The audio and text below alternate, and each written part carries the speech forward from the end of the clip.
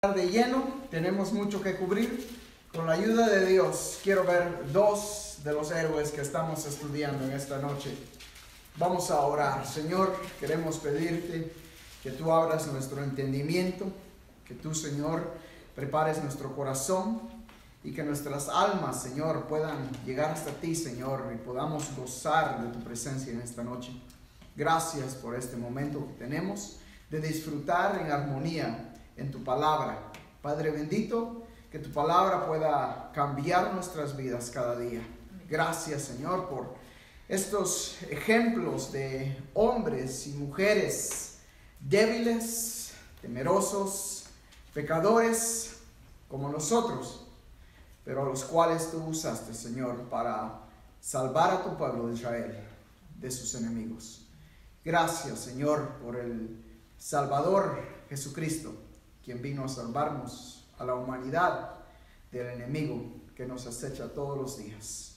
Ahora, mi Dios, bendice este tiempo, permítenos gozarnos en tu presencia. En tu nombre oramos. Amén. Muy bien. Quiero que por favor abra su Biblia, si no lo ha hecho todavía, al libro de Jueces. Estamos en el capítulo 6. La necesidad de un libertador. Y nuestro versículo clave se encuentra en Jueces 2:18. Y dice: y cuando Jehová les levantaba jueces, Jehová estaba con el juez y los libraba de mano de los enemigos todo el tiempo de aquel juez, porque Jehová era movido a misericordia por sus gemidos a causa de los que los oprimían y afligían.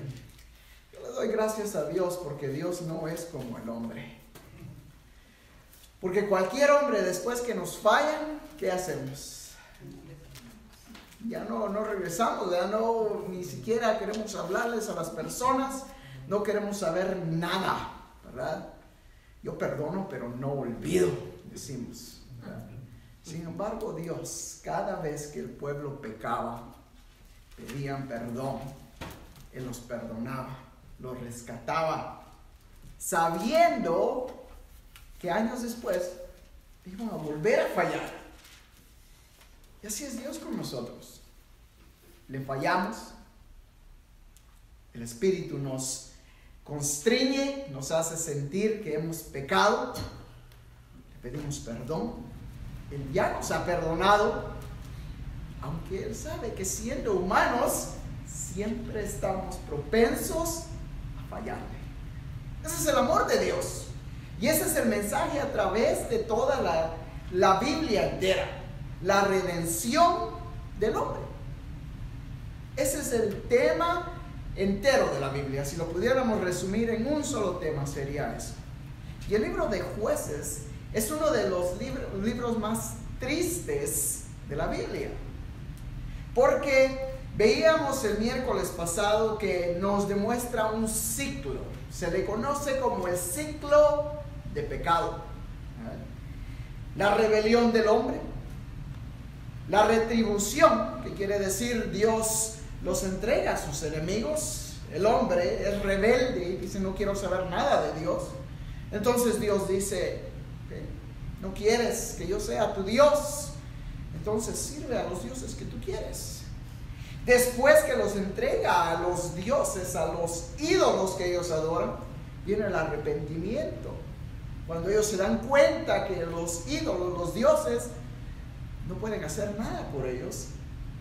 Y Dios trae la restauración, el perdón. Y después que viene el perdón, viene el descanso, que solo se encuentra después de haber recibido ese perdón. Y ese es el tema prominente en este libro. Y decíamos que vamos a estar viendo la vida de 6 jueces en particular. Se encuentran 11 jueces en este libro, pero 6 son los que nos vamos a enfocar, que son los mayores, diría yo. Otoniel, que ya lo vimos, Ahod, Débora y Barak, que fue donde nos quedamos. Y hoy, con la ayuda de Dios, veremos a Gedeón y a Jefté. Así es de que estamos en el capítulo 6 y entramos de lleno, versículo 1. Los hijos de Israel hicieron lo malo ante los ojos de Jehová, y Jehová los entregó en mano de Madián por 7 años.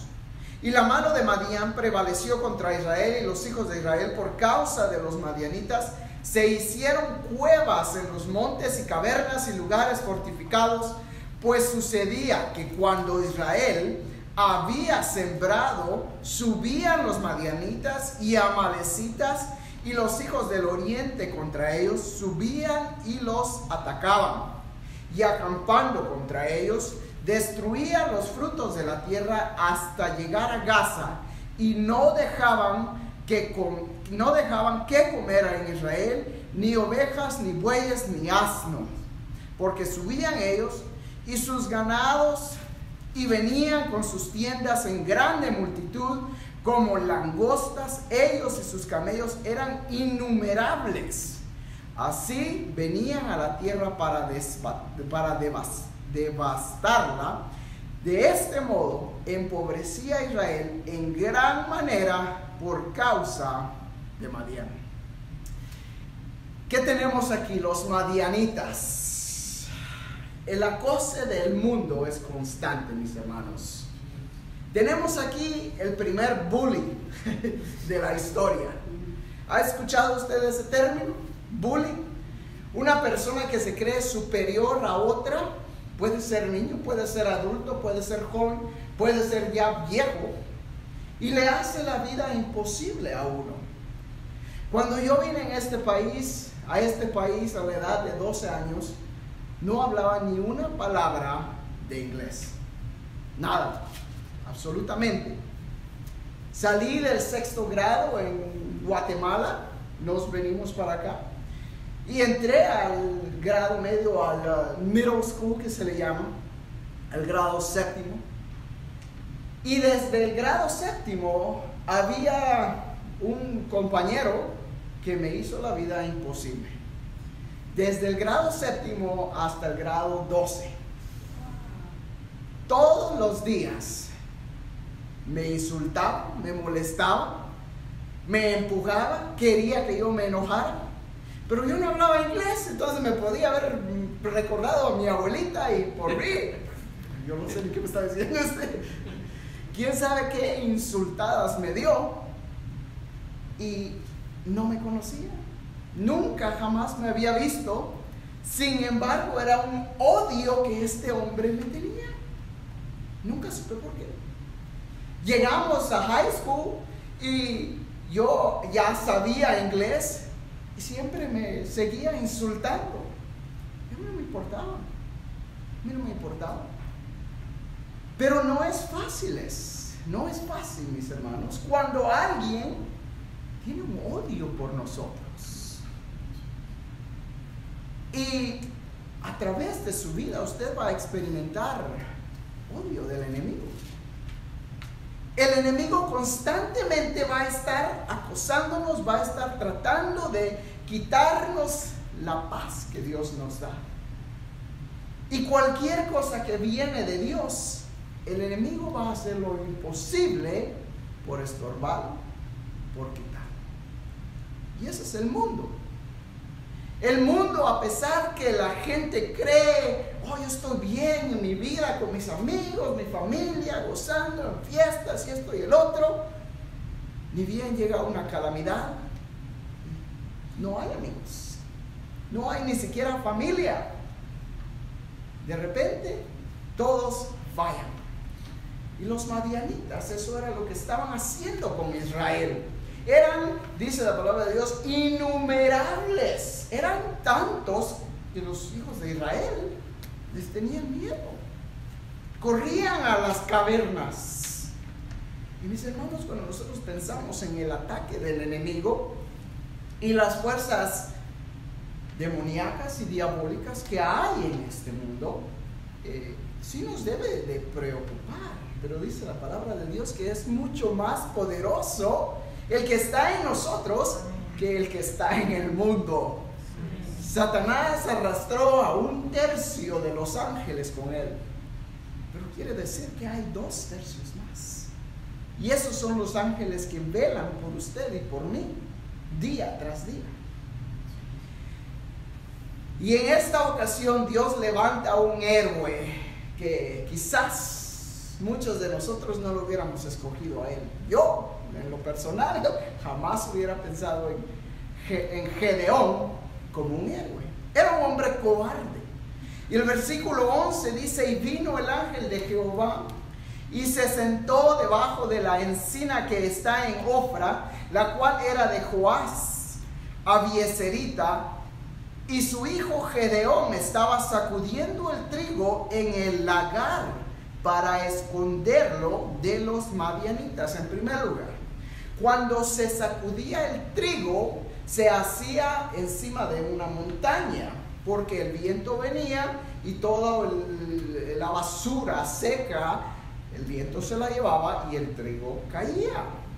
Gedeón estaba sacudiendo el trigo en un lagar, estaba escondido. ¿Por qué? Porque tenía miedo de los madianitas. Aquí lo dice la palabra de Dios.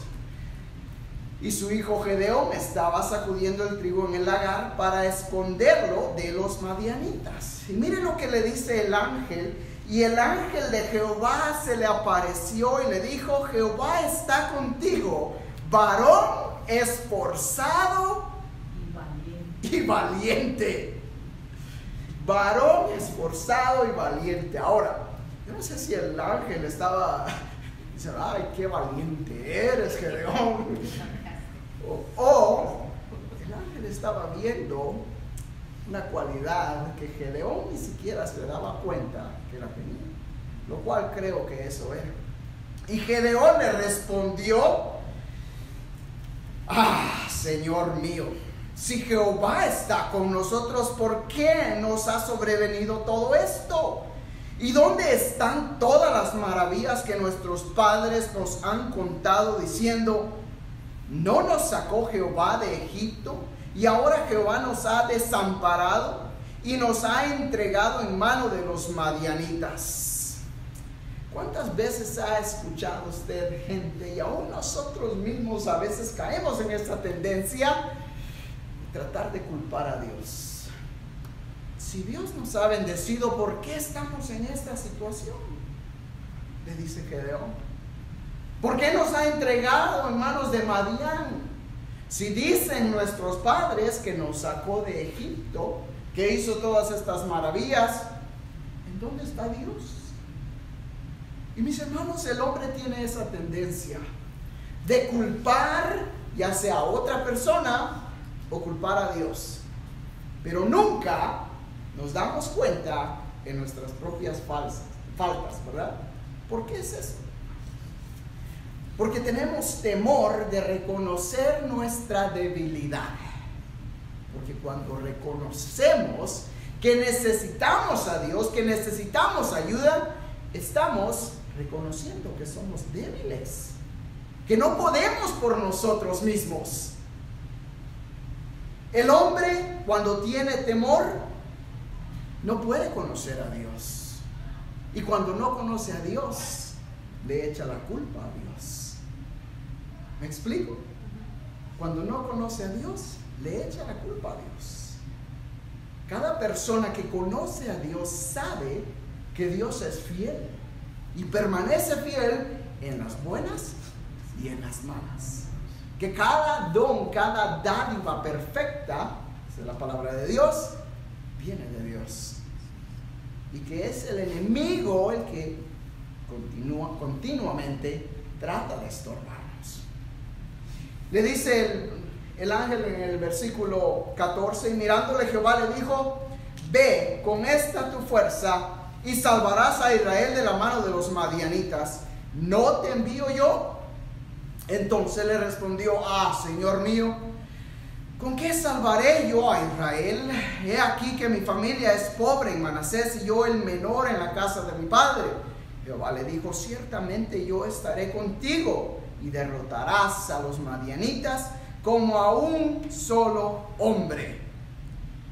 ¿Les suena parecido? ¿Qué dijo Moisés cuando Dios le llamó? Señor, ¿qué puedo decir yo si soy tardo de habla? Señor, ¿por qué no mandas a otro mejor? Alguien que no esté ocupado. Yo tengo muchas ovejas que cuidar. Mi suegro depende de mí. Mi familia depende de mí. Yo no puedo ir. Llama a otro que no tenga nada que hacer. Y aquí Gedeón le pone excusas a Dios también. ¿Cómo lo voy a salvar si yo soy el menor?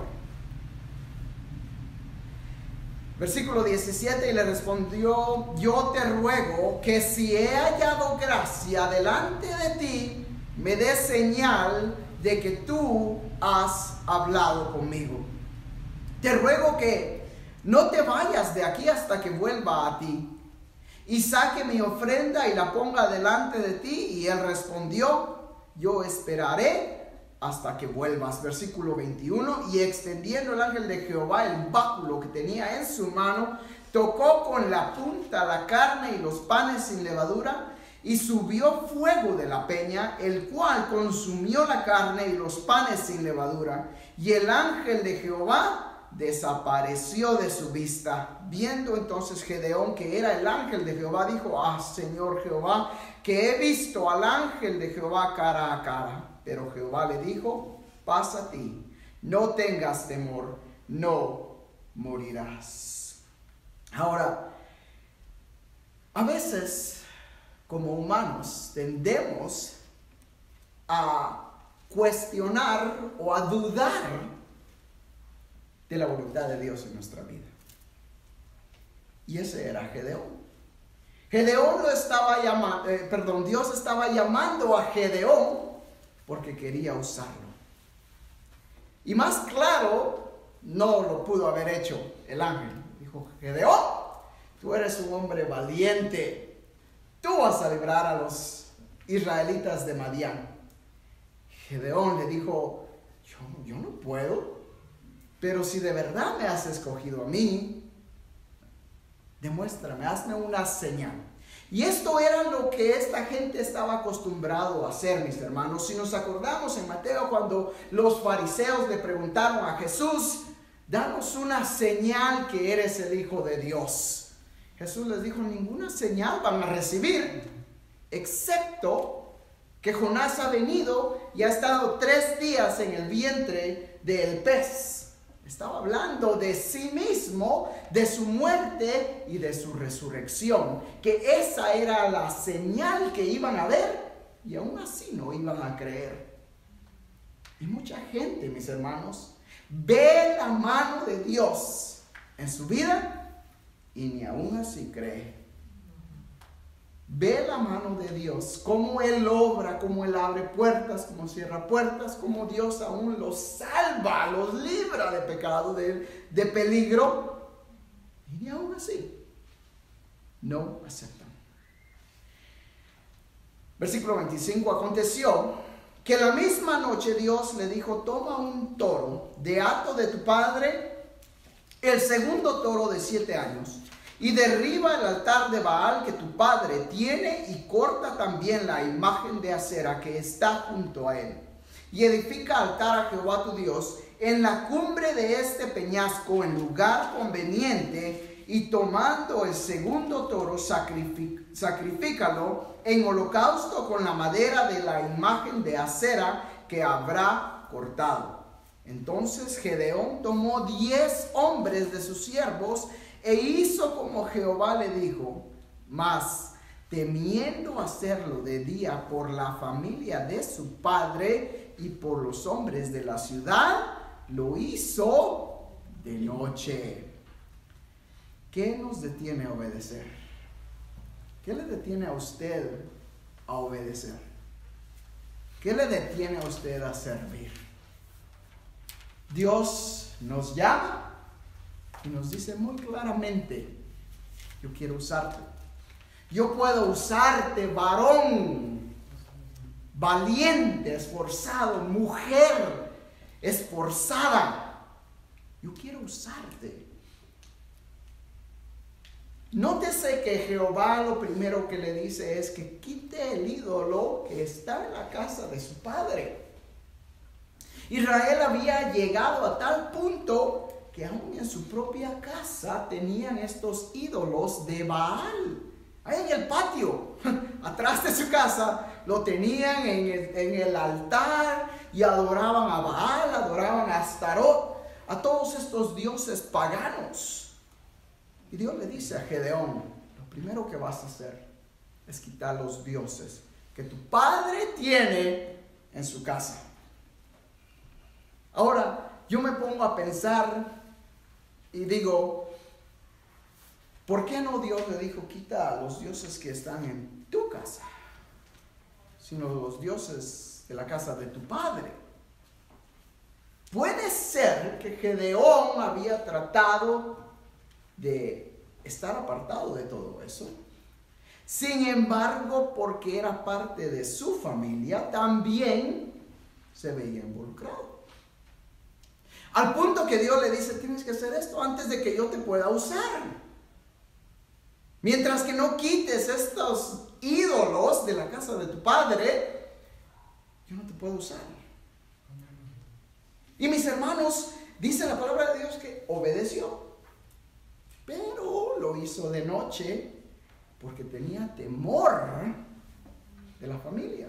Tenía temor de los hombres que vivían ahí. Y a veces, mis hermanos, nos da temor de obedecer a Dios. Nos da temor de servirle públicamente. Porque es una de nuestras debilidades como humanos. Es una debilidad.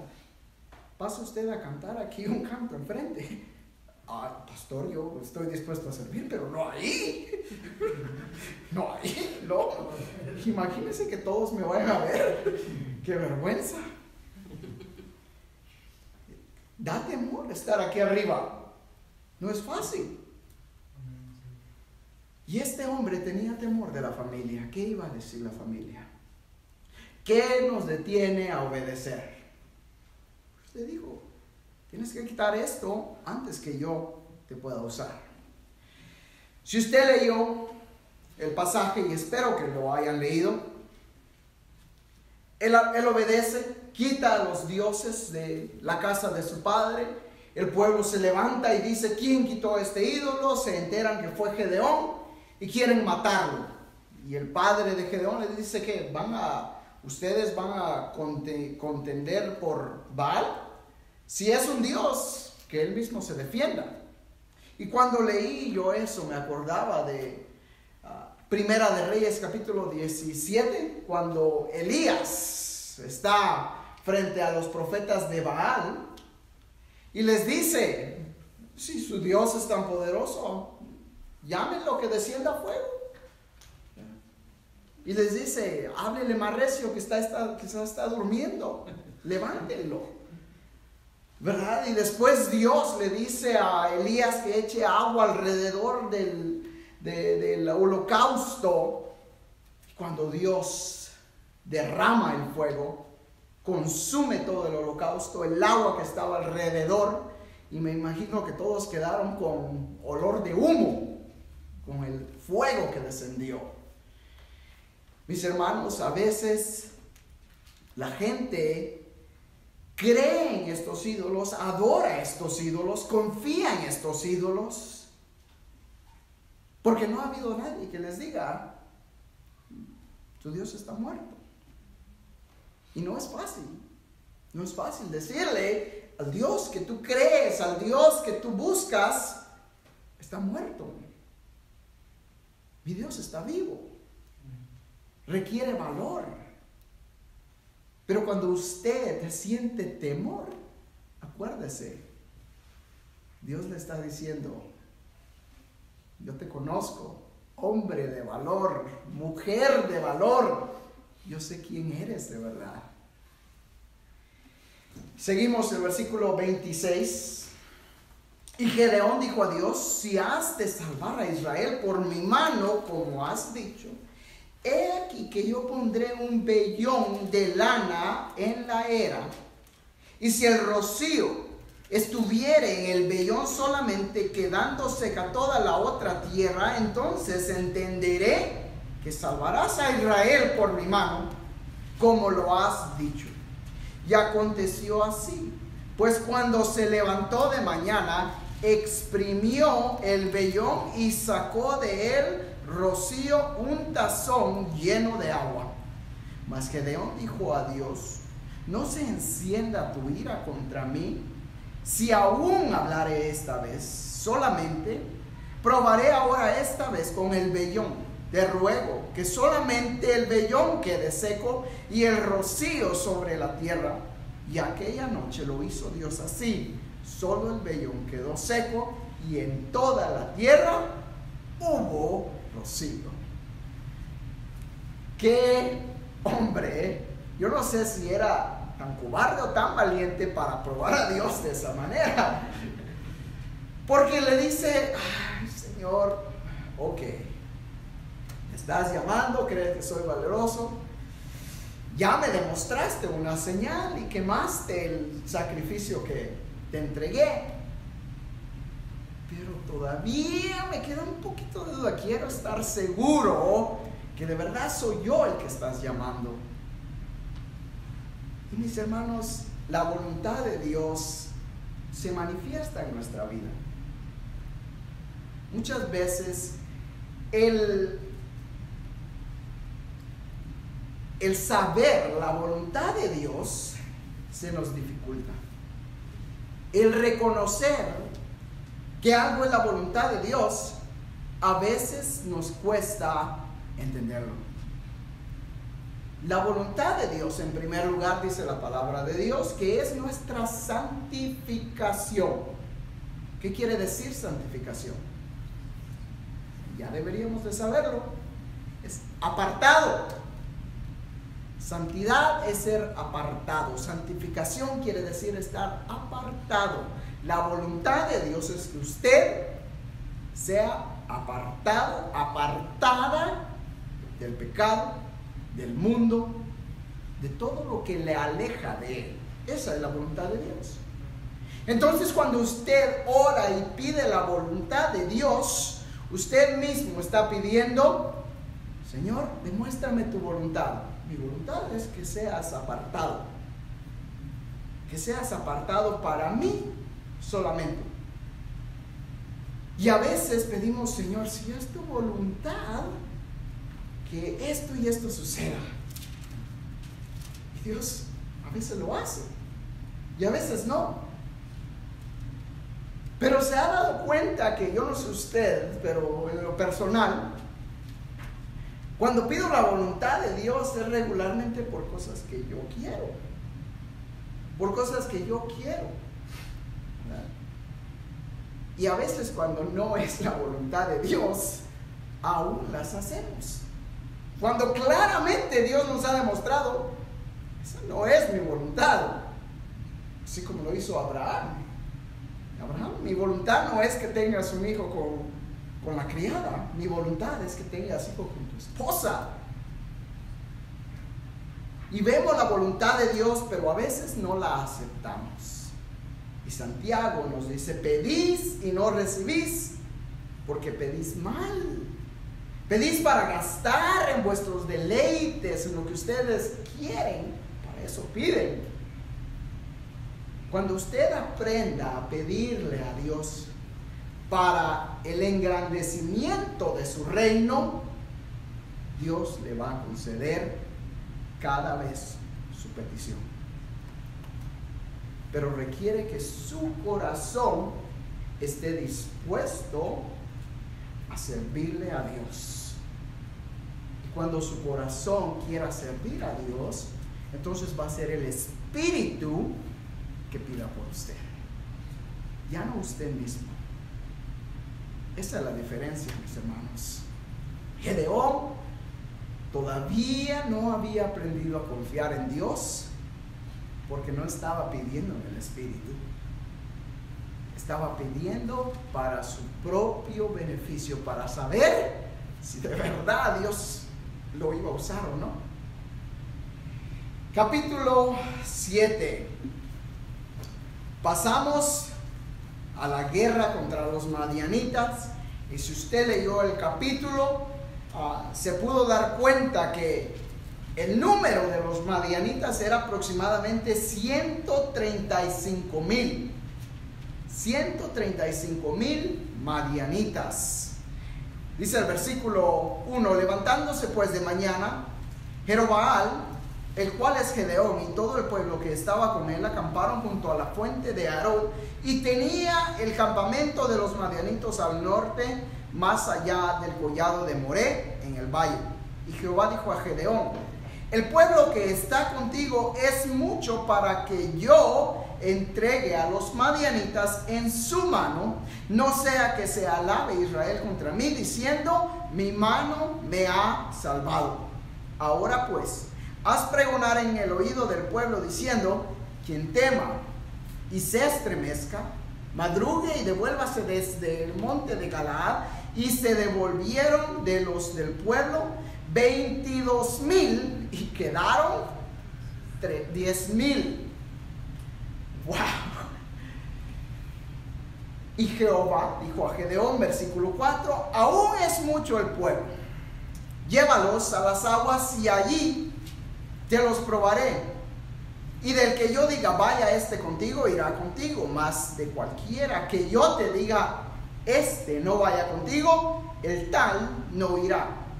Entonces llevó el pueblo a las aguas, y Jehová dijo a Gedeón: cualquiera que lamiere las aguas con su lengua, como lame el perro, a aquel pondrás aparte, asimismo a cualquiera que se doblare sobre sus rodillas para beber. Y el número de los que lamieron, llevando el agua con la mano a su boca, 300 hombres. Y todo el resto del pueblo se dobló sobre sus rodillas para beber las aguas. Entonces Jehová dijo a Gedeón: con estos 300 hombres que lamieron el agua, os salvaré y entregaré a los madianitas en tus manos, y váyase toda la demás gente, cada uno a su lugar. Ahora, si yo fuera Gedeón, a mí me hubiera desconsolado esto, porque a veces, mis hermanos, en la obra creemos o quisiéramos que estas sillas estuvieran llenas. Yo quisiera que de repente tuviéramos que sacar todas esas sillas de allá afuera. Y quisiera que de repente, ya no cabemos aquí, tenemos que reunirnos en el santuario. Y quisiera que fuera los miércoles y domingo, y que tuviéramos que tener hasta otro servicio. Pero hay una lección muy fuerte que cada líder tiene que aprender. Dios desea calidad, no cantidad. Y en esta ocasión Dios lo demostró muy claramente. Le dijo: Gedeón, 32,000 gente es mucha para mí. Nótese que le dice, versículo 2, perdón, y Jehová dijo a Gedeón: el pueblo que está contigo es mucho para que yo entregue a los madianitas. La batalla no era de Gedeón, la batalla era de Dios. Dios ya sabía cuántos iba a usar. Y a veces, mis hermanos, nosotros queremos ver gente, ¿verdad? Queremos que sirva, quisiéramos que la gente, que todos sirvieran a Dios de la misma manera. Pero no siempre va a ser así. El predicador Moody decía que él prefería tener uno que hiciera el trabajo de 100 que 100 que hiciera el trabajo de uno. Porque a veces la mucha gente desanima. El desánimo es contagioso. Y cuando usted tiene gente trabajando en la obra que está desanimada, va a desanimar a los demás. Entonces Dios le dice: Gedeón, dile que cualquiera que tenga temor, cualquiera que se sienta cansado, cualquiera que no quiera estar ahí, que se vaya. Yo me imagino que Gedeón dijo, unos 2, 3 van a querer irse. 22,000 se regresaron. Ahora, ese es un principio que lo encontramos en Deuteronomio capítulo 20, 12, 20. Deuteronomio capítulo 20 nos da las leyes sobre la guerra.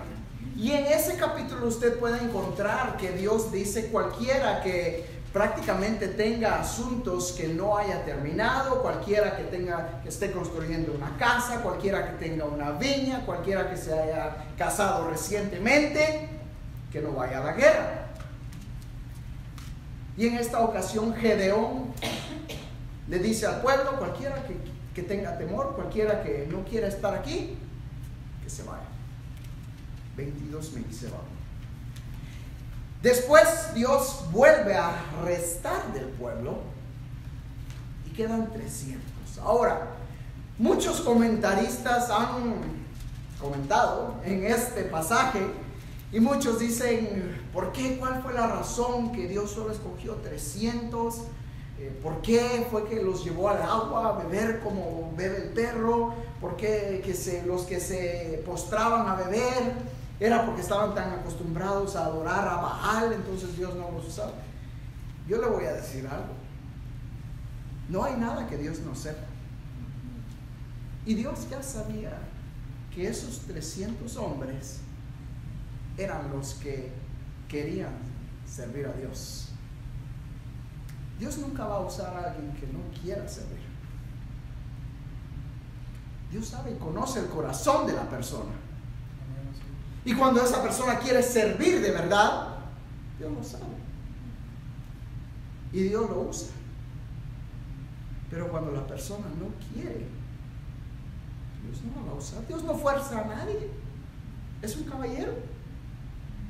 Si me quiere servir, sírveme y recibe todas las bendiciones que vienen con el servicio. Es importante, mis hermanos, que cada servicio en la obra se inicie en oración. Yo me gozo cuando las personas vienen a mí: pastor, he estado orando porque siento que el Señor me está llamando a esta área. Yo digo: gloria a Dios. Ese ministerio es de Dios, no es de nadie más. Ese ministerio viene directamente de Dios, porque fue Dios que lo puso en su corazón y usted obedeció en oración, y es por eso que su ministerio es fructífero. Ahora, cuando las personas vienen a mí y quiero hacer esto, pastor, quiero tocar la batería, quiero tocar la guitarra. Amén, hermano, ya lo ha puesto en oración. No, ¿está dispuesto a venir a las lecciones? Pero fíjese que cuesta. Sí, hermano, cuesta. Entonces, debemos de orar. Dios ya conoce el corazón de cada uno de sus siervos. Versículo 9: aconteció que aquella noche Jehová le dijo: levántate y desciende al campamento, porque yo te lo he entregado en tus manos, y si tienes temor de descender, baja tú con Fura tu criado al campamento, y oirás lo que hablan. Y entonces sus manos se esforzarán, y entonces tus manos se esforzarán y descenderás al campamento. Y él descendió con Fura su criado hasta que los puestos avanzados de la gente armada que estaban en el campamento. Ahora, si usted leyó el capítulo, Gedeón desciende al campamento cabal cuando estaban cambiando los centineles, y Dios usó a estos 300 hombres. En una mano llevaban la antorcha, en otra mano llevaban la trompeta. Y todos al unísono, Gedeón los divide en 3 compañías, Tocaban la trompeta al punto que los madianitas solo veían las antorchas y las trompetas, y Dios los confundió de tal manera que ellos mismos se terminaron entre sí. Versículo 10, capítulo 8. Y Seba y Salmuna estaban en Carcor, y con ellos su ejército como de 15,000 hombres, todos los que habían quedado de todo el ejército de los hijos del oriente, pues habían caído 120,000 hombres que sacaban espada.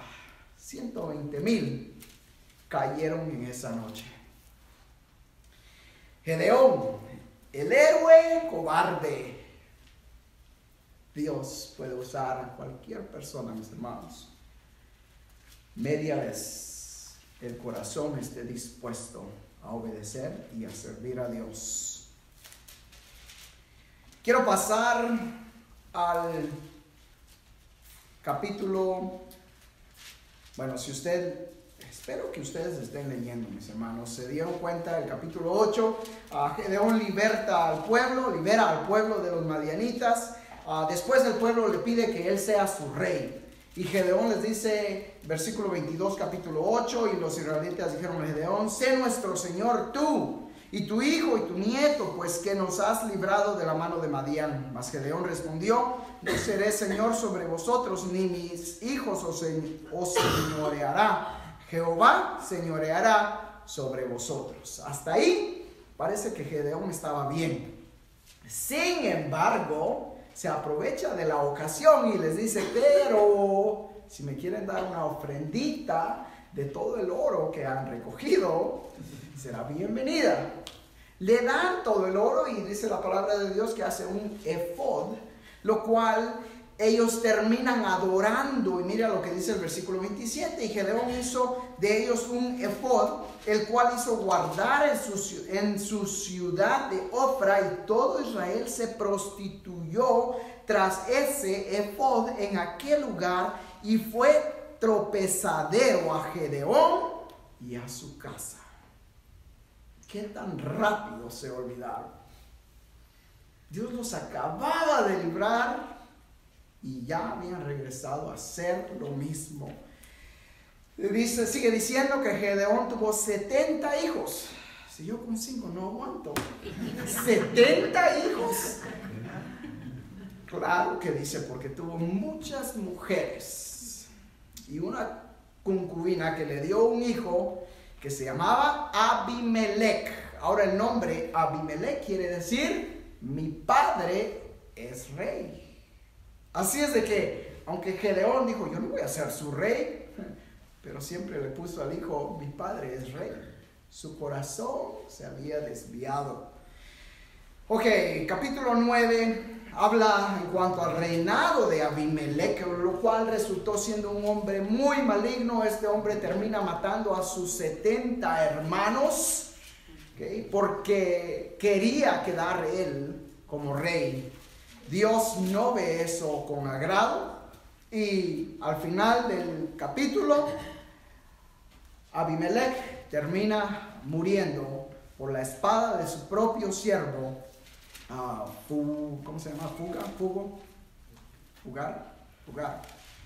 Así es de que el juicio de Dios sobre este hombre no se escapó. Ok, rápidamente quiero hablar en cuanto a Jefté, el héroe legítimo. El capítulo 10 al capítulo 11 habla en cuanto a la vida de Jefté.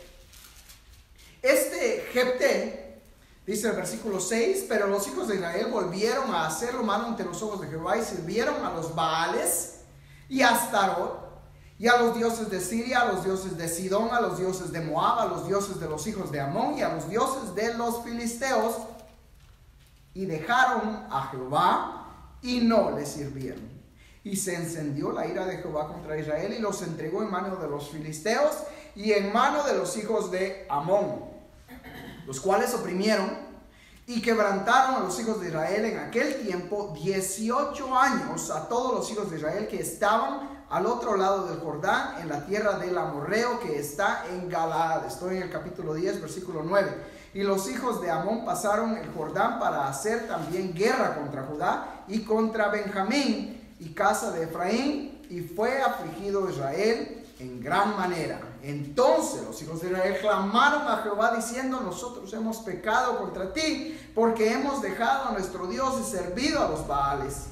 Y Jehová respondió a los hijos de Israel: ¿no habéis sido oprimidos en Egipto de los amorreos, de los amonitas, de los filisteos, de los de Sidón, de Amalec y de Maón? Y clamando a mí, ¿no os libré de sus manos? Mas vosotros me habéis dejado y habéis servido a los dioses ajenos. Por tanto, yo no os libraré más. Andad y clamad a los dioses que os habéis elegido, que os libren ellos en el tiempo de vuestra aflicción. Ahora hasta aquí yo digo: ¡ajá! Bueno está, que aprendan la lección.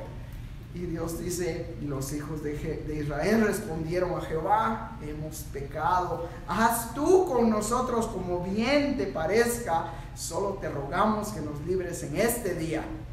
Y quitaron de entre sí los dioses ajenos y sirvieron a Jehová, y él fue angustiado a causa de la aflicción de Israel. En esto conocemos el amor de Dios, en que siendo aún pecadores, Cristo murió por nosotros, nos dice Romanos 5:8. Qué amor de Dios, de verdad, mis hermanos. Dios levanta a este juez, Jefté, el cual es un hijo de una prostituta. Los hermanos de Jefté no lo aceptan, lo echan de la familia, lo sacan de la familia. Pero dice la palabra de Dios que era un hombre esforzado. Capítulo 11, Jefté, Galaadita, era esforzado y valeroso. Era hijo de una mujer ramera y el padre de Jefté era Galaad. Entonces, cuando los madianitas empiezan, ¿quiénes estamos ahorita? Perdón, se me escapó. Se me fue el nombre de los filisteos. Cuando los filisteos empiezan a oprimir a Israel, Dios levanta a este hombre y el pueblo de Israel va a él, porque sabe que es un hombre valeroso. Jefté les dice: ¿no me echaron ustedes mismos de la familia y ahora vienen a mí para ayudarme? Dios termina usando a Jefté y librando al pueblo de Israel, aún que él era considerado un hombre ilegítimo. Mis hermanos, el mundo a veces nos rechaza. Siempre nos rechaza, porque Jesucristo mismo dijo: el mundo os aborrecerá porque me habéis amado a mí. Entonces el mundo siempre nos va a aborrecer. Pero gloria a Dios, porque Dios siempre nos acepta tal y como somos. Cuando su familia lo desprecie, corra a Dios, porque Él siempre va a estar esperándole con los brazos abiertos. Este hombre hace un voto delante de Dios y le dice: si me das la victoria de esta batalla, al primero que salga de mi casa, te lo dedicaré en sacrificio. Sale su hija a encontrarlo. Y el hombre llora y dice: ¿por qué me has causado tanto dolor, hija? Yo hice voto y le prometí a Dios que iba a ofrecer en sacrificio a cualquiera que saliera. La hija le dice: si has hecho voto, haz lo que tienes que hacer, pero déjame que llore mi virginidad por 2 meses. La deja que ella vaya a llorar con sus amigas, regresa a los 2 meses y después la sacrifica. A ese punto había llegado el pueblo de Israel. Los sacrificios humanos eran parte de los ritos paganos de estos cananeos. Estaban tan acostumbrados que este hombre ni siquiera se puso a pensar que Dios no estaba pidiendo ningún sacrificio. Mis hermanos, Isaías dice: estoy harto de vuestras fiestas solemnes. Isaías capítulo 1. Los sacrificios ya no los puedo soportar. Dice, ¿quién se los demanda a ustedes? Yo no se los demando. Porque su corazón estaba lejos de Dios. Dios no pide ningún sacrificio, mis hermanos. Dios nos da gratuitamente. Por eso se le llama gracia. La gracia de Dios no requiere ningún sacrificio. Y en esta ocasión, Dios no le pidió ese sacrificio a Jefté. Sin embargo, Jefté lo hace y sacrifica a su propia hija. Es triste. Es un capítulo muy triste. Quizás uno de los capítulos más tristes de la Biblia. Y vemos que Dios no dice nada en cuanto a eso. Dios se queda callado. Porque Dios lo único que quería era librar a su pueblo. Él no quería ningún sacrificio humano. ¿De qué le sirve a Dios? Nada. Lo único que quiere es obediencia. ¿Usted quiere agradar a Dios? Obedezca. Si Dios le está llamando a servirle, obedézcale. Si Dios tiene planes para usted, sea obediente. Y Dios lo va a usar conforme a su corazón.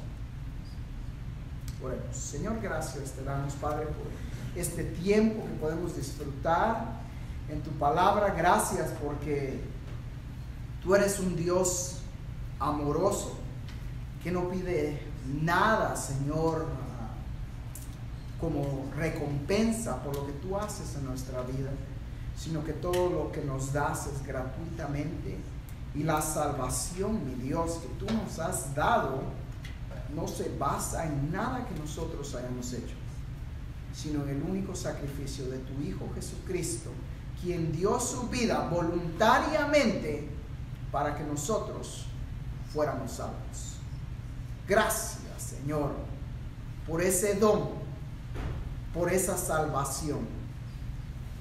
Llévanos a casa con tu paz, con tu bendición, y permítenos seguir gozando en tu presencia hasta el domingo, Señor, y tráenos dispuestos a alabarte y adorarte con todo el corazón. En tu nombre oramos. Amén. Que el Señor nos bendiga. Estamos despedidos.